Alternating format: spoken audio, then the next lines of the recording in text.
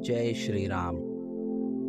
दोस्तों, रामायण कथा के आज के इस भाग में आप सभी का स्वागत है। माता कौशल्या से विदा। राम जी ने अपने पिता दशरथ एवं माता कैकेयी के चरण स्पर्श किए। राम को देखकर महाराज ने एक दीर्घ श्वास और केवल हे राम कहा, फिर अत्यधिक निराश होने के कारण चुप हो गए। उनके नेत्रों में अश्रु भर आए। विनम्र स्वर में राम ने कैकेयी से पूछा, माता, पिताजी की ऐसी दशा का क्या कारण है? कहीं वे मुझसे अप्रसन्न तो नहीं है? यदि वे मुझसे अप्रसन्न है तो मेरा क्षण मात्र भी जीना व्यर्थ है। कैकेयी बोली, वत्स, महाराज तुमसे अप्रसन्न तो हो ही नहीं सकते, किंतु इनके हृदय में एक विचार आया है जो कि तुम्हारे विरुद्ध है, इसलिए ये तुमसे संकोचवश कह नहीं पा रहे हैं। देवासुर संग्राम के समय इन्होंने मुझे 2 वर देने का वचन दिया था। अवसर पाकर आज मैंने इनसे वे दोनों वर मांग लिए हैं। अब तुम्हारे पिता को अपनी प्रतिज्ञा का निर्वाह करने के लिए तुम्हारी सहायता की आवश्यकता है। यदि तुम प्रतिज्ञा करोगे कि जो कुछ मैं कहूंगी उसका तुम अवश्य पालन करोगे तो मैं तुम्हें उन वरदानों से अवगत करा सकती हूँ। राम जी बोले, हे माता, पिता की आज्ञा से मैं अपने प्राणों की भी आहुति दे सकता हूँ। मैं आपके चरणों की सौगंध खाकर प्रतिज्ञा करता हूँ कि आपके वचनों का अवश्य पालन करूंगा। राम जी की प्रतिज्ञा से संतुष्ट होकर कैकेयी ने कहा, वत्स, मैंने पहले वर्ष से भरत के लिए अयोध्या का राज्य और दूसरे वर्ष से तुम्हारे लिए 14 वर्ष का वनवास मांगा है। अतः अब तुम अपनी प्रतिज्ञा के अनुसार तत्काल वन को प्रस्थान करो। तुम्हारे मोह के कारण ही महाराज दुखी हो रहे हैं, इसलिए तुम्हारे वन को प्रस्थान के पश्चात ही भरत का राज्याभिषेक होगा। मुझे पूर्ण विश्वास है कि तुम अपनी प्रतिज्ञा का पालन करके अपने पिता को पाप रूपी सागर से अवश्य मुक्ति दिलाओगे। राम ने दुख और शोक से रहित होकर कैकेयी के वचनों को सुना और मधुर मुस्कान के साथ बोले, माता, बस इस छोटी सी बात के लिए आप और पिताजी इतने परेशान हैं। मैं तत्काल वन को चला जाता हूँ, यही मेरी सत्य प्रतिज्ञा है। महाराज दशरथ राम और कैकेयी के इस संवाद को सुन रहे थे। इसे सुनकर वे एक बार फिर मूर्छित हो गए। राम ने मूर्छित पिता और कैकेयी के चरणों में मस्तक नवाया और चुपचाप उस प्रकोष्ठ से बाहर चले गए। अपने पिता एवं माता कैकेयी के प्रकोष्ठ से राम अपनी माता कौशल्या के पास जा पहुंचे। अनुज लक्ष्मण वहां पर पहले से ही उपस्थित थे। राम ने माता का चरण स्पर्श किया और कहा, हे माता कैकेयी के द्वारा 2 वर मांगने पर पिताजी ने भाई भरत को अयोध्या का राज्य और मुझे 14 वर्ष का वनवास दिया है। अतः मैं वन के लिए प्रस्थान कर रहा हूँ। विदा होने के पूर्व आप मुझे आशीर्वाद दीजिए। राम द्वारा कहे गए इन हृदय विदारक वचनों को सुनकर माता कौशल्या विलाप करने लगी। इनका विलाप सुनकर लक्ष्मण बोले, माता, भैया राम तो सद्गुरुजनों का सम्मान तथा उनकी आज्ञा का पालन करते हैं। मैं समझ नहीं पा रहा हूँ कि मेरा देवता तुल्य भाई को किस अपराध के यह दंड दिया गया है।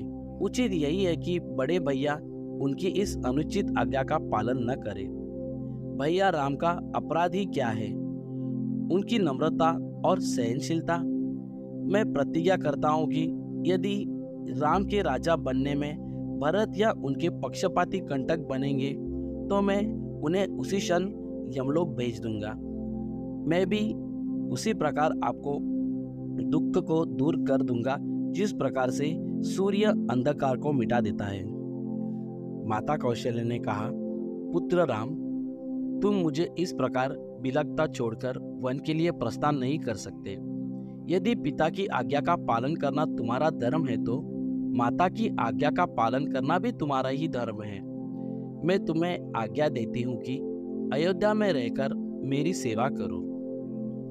इस पर माता को धैर्य बांधते हुए राम जी बोले, माता, आप इतनी दुर्बल कैसे हो गई?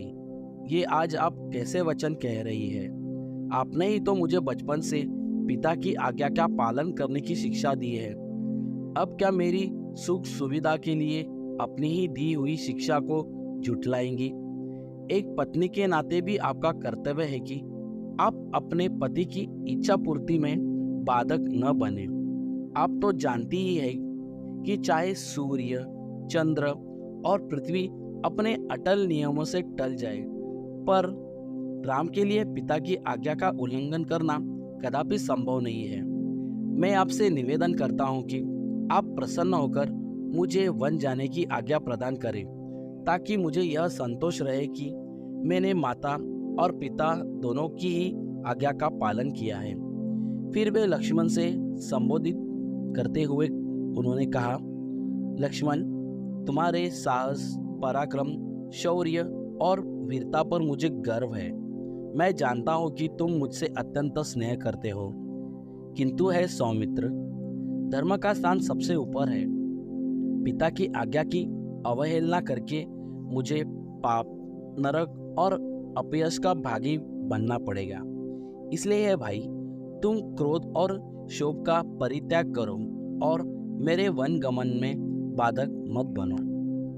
उसके बाद राम जी ने संयम पूर्वक माता कौशल्य से कहा, पिताजी इस समय अत्यंत दुखी है और उन्हें आपके प्रेम पूर्ण सहारे की आवश्यकता है।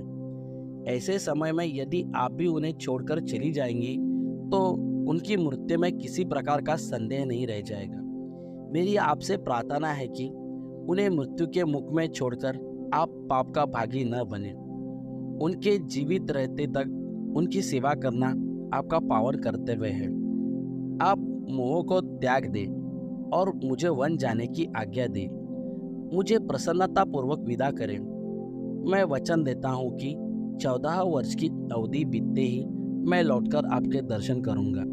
धर्मपरायण राम के युक्त युक्त वचनों को सुनकर अश्रुपूरित माता कौशल्या ने कहा, अच्छा वत्स, मैं तुम्हें वन गमन की आज्ञा प्रदान करती हूँ।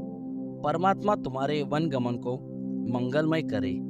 और अपने राम को हृदय से आशीर्वाद देते हुए उन्होंने उसे विदा किया। दोस्तों, आशा है कि आप सभी को यहाँ तक की कहानी पसंद आई होगी। इसके आगे की कहानी रामायण कथा के अगले भाग में। दोस्तों, आप सभी से ये निवेदन है कि अपने इस चैनल को लाइक, शेयर और सब्सक्राइब ज़रूर कीजिए और कमेंट करके आपका अभिप्राय भी ज़रूर दें। और हाँ, साथ ही साथ बेल आइकॉन को भी प्रेस कर दीजिए। धन्यवाद। जय श्री राम।